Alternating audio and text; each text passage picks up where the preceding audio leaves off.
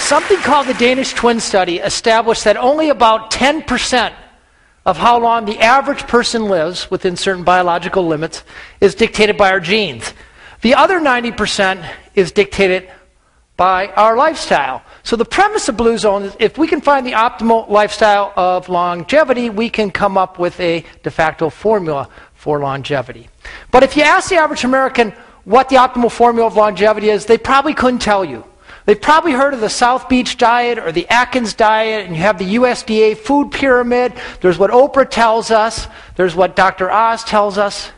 The fact of the matter is there's a lot of confusion around what really helps us live longer better. Should you be running marathons or doing yoga? Should you eat organic meat or should you be eating tofu? When it comes to supplements, should you be taking them? How about these hormones or resveratrol? And does purpose play into it? Spirituality, and how about how we socialize?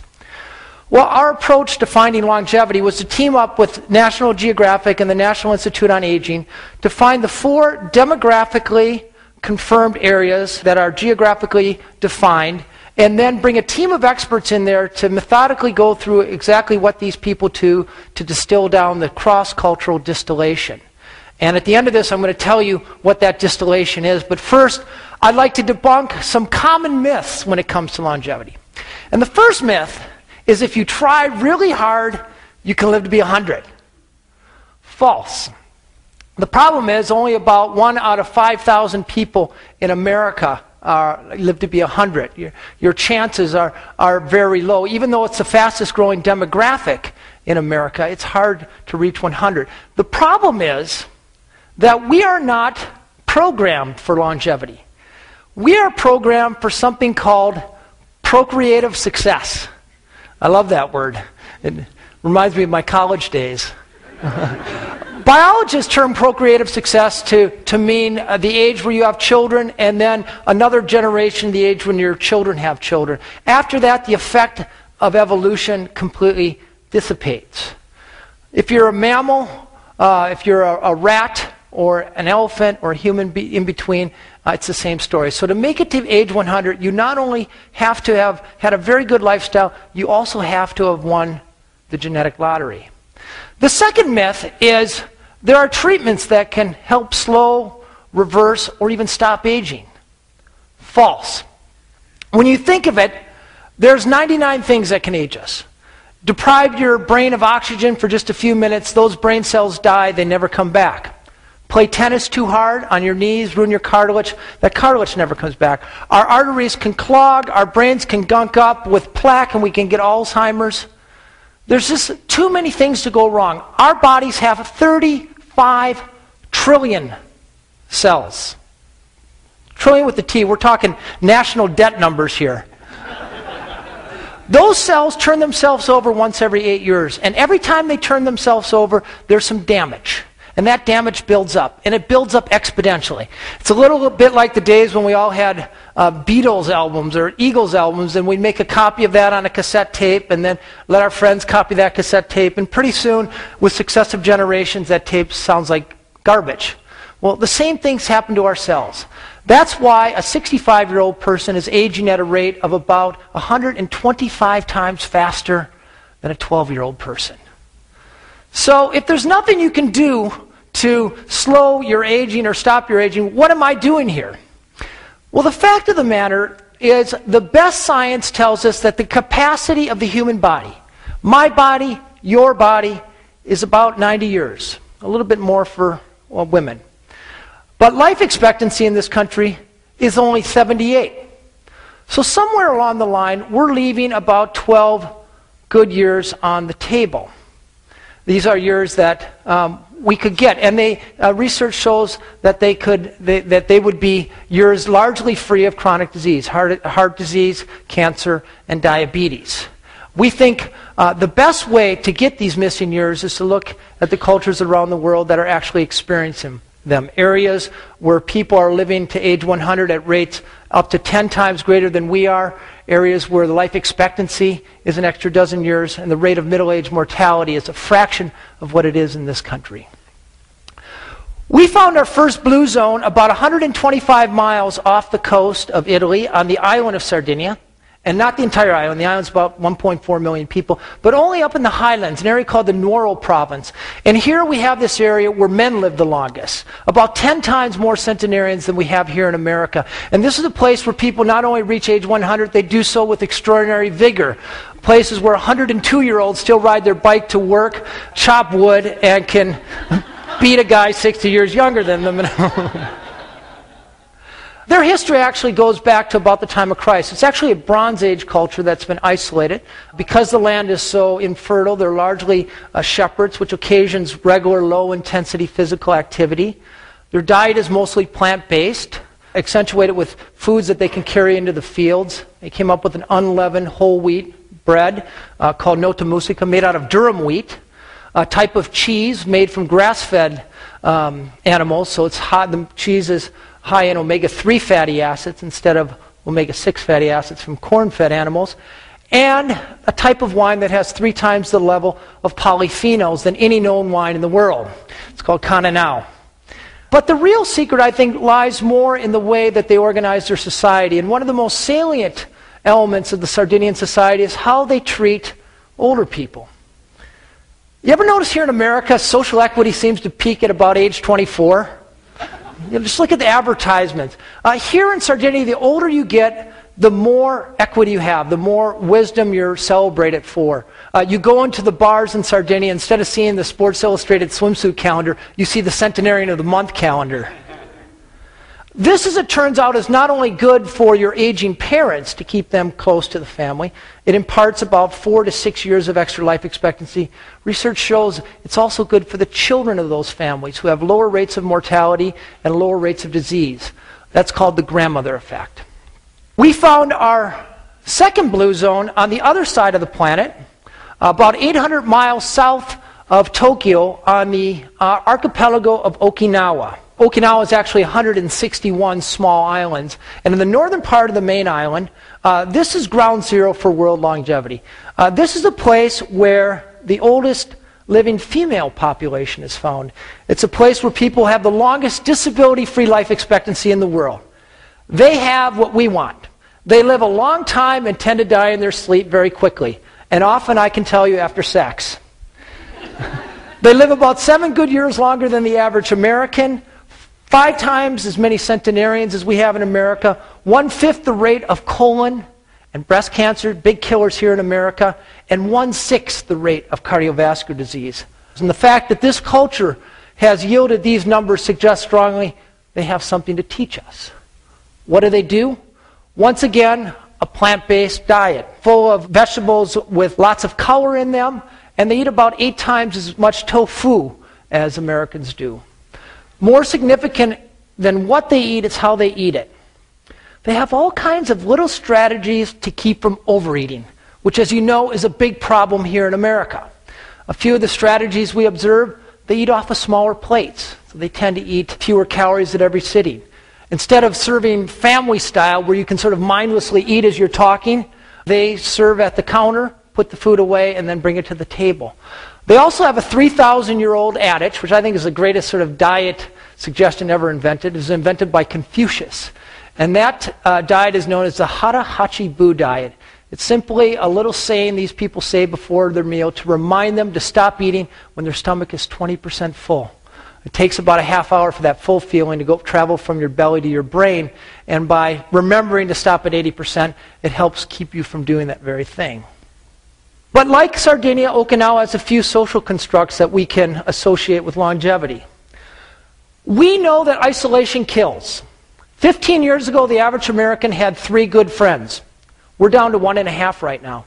If you were lucky enough to be born in Okinawa, you were born into a system where you automatically have a half a dozen friends with whom you travel through life. They call it a moai.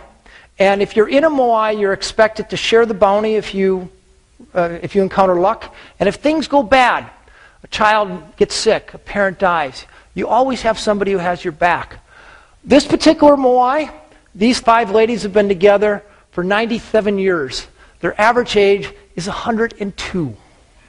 Typically in America, we've divided our adult life up into 2 sections. There's our work life, where we're productive, and then one day, boom, we retire.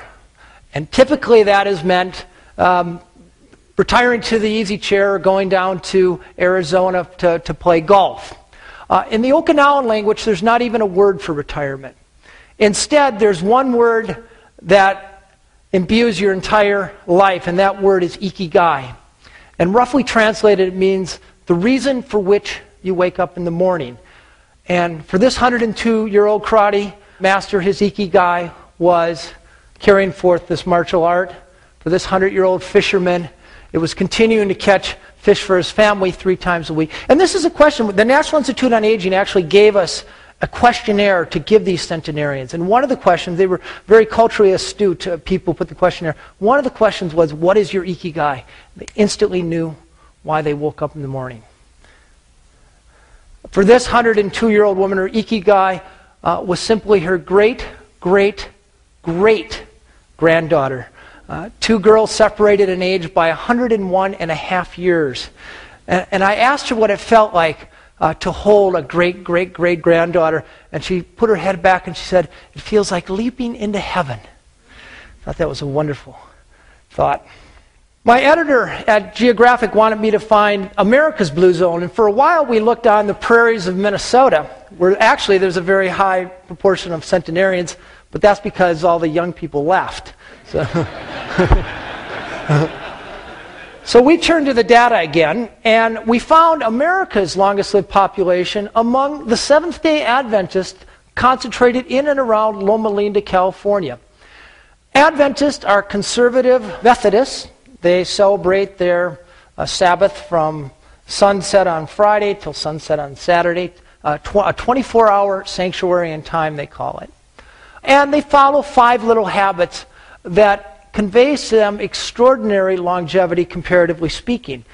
In America here, life expectancy for the average woman is 80, but for an Adventist woman, their life expectancy is 89, and the difference is even more pronounced among men, who are expected to live about 11 years longer than their American counterparts. Now, this is a study that followed about 70,000 people for 30 years, sterling study, and I think it supremely illustrates the premise of this Blue Zone project. This is a heterogeneous community. It's white, black, Hispanic, Asian. The only thing they have in common are a set of very small lifestyle habits that they follow ritualistically for most of their lives.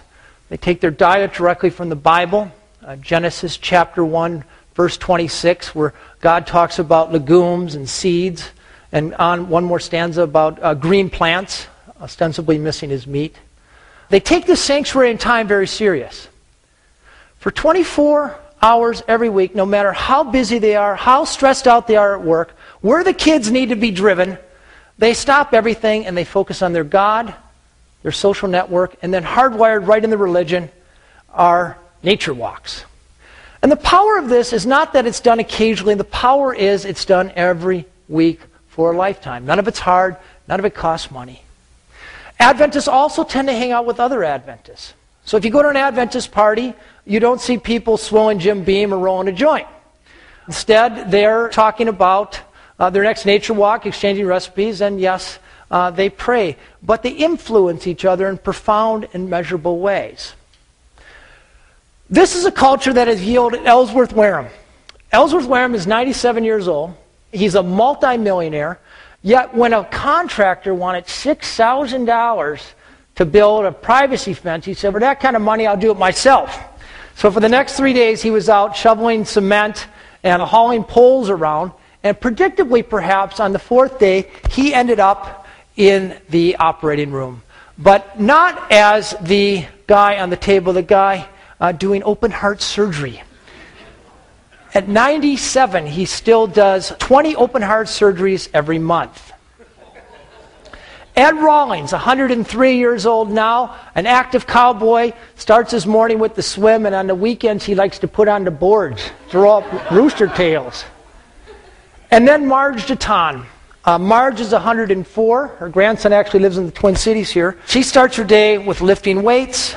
She rides her bicycle. And then she gets in a root beer-colored 1994 Cadillac Seville and tears down the San Bernardino Freeway, where she still volunteers for 7 different organizations. I've been on 19 hardcore expeditions. I'm probably the only person you'll ever meet who rode his bicycle across the Sahara Desert without sunscreen. But I'll tell you, there was no adventure more harrowing than riding shotgun with Marge Chaton. A stranger's a friend I haven't met yet, she'd say to me.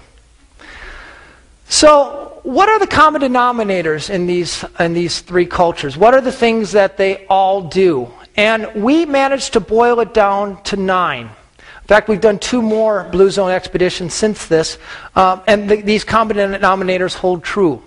And the first one, and I'm about to utter a heresy here, none of them exercise. At least the way we think of exercise. Instead, they set up their lives so that they're constantly nudged into physical activity. These 100-year-old Okinawan women are getting up and down off the ground. They sit on the floor 30 or 40 times a day. The Sardinians live in vertical houses, up and down the stairs. Every trip to the store or to church or to the friend's house occasions a walk. They don't have any conveniences. There's not a button to push to do yard work or housework. If they want to mix up a cake, they're doing it by hand. That's physical activity. That burns calories just as much as going on the treadmill does. When they do intentional physical activity, it's things they enjoy. They tend to walk, the only proven way to stave off cognitive decline, and they all tend to have a garden. They know how to set up their life in the right way so they have the right outlook. Each of these cultures take time to downshift. The Sardinians pray, the Seventh-day Adventists pray, the Okinawans have this ancestor veneration. But when you're in a hurry or stressed out, that triggers something called the inflammatory response, which is associated with everything from Alzheimer's disease to cardiovascular disease. When you slow down for 15 minutes a day, you turn that inflammatory state into a more anti-inflammatory state. They have vocabulary for sense of purpose. Ikigai, like the Okinawans. You know, the 2 most dangerous years in your life are the year you're born because of infant mortality and the year you retire. These people know their sense of purpose and they activate it in their life. That's worth about 7 years of extra life expectancy. There's no longevity diet. Instead, these people drink a little bit every day, not a hard sell to the American population. They tend to eat a plant-based diet. Doesn't mean they don't eat meat, but lots of beans and nuts. And they have strategies to keep from overeating. Little things that nudge them away from the table at the right time. And then the foundation of all this is how they connect. They put their families first, take care of their children and their aging parents.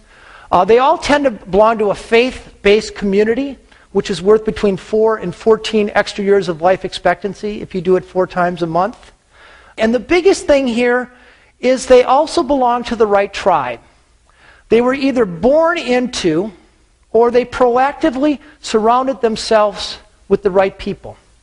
We know from the Framingham studies that if your 3 best friends are obese, there's a 50% better chance that you'll be overweight. So if you hang out with unhealthy people, that's going to have a measurable impact over time. Instead, if your friend's idea of recreation is physical activity, bowling or playing hockey or biking or gardening, if your friends drink a little but not too much, and they eat right, and they're engaged, and they're trusting and trustworthy, that is going to have the biggest impact over time.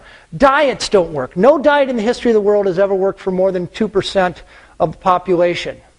Exercise programs usually start in January. They're usually done by October. When it comes to longevity, there is no short-term fix in a pill or anything else. But when you think about it, your friends are long-term adventures, and therefore perhaps the most significant thing you can do to add more years to your life and life to your years. Thank you very much.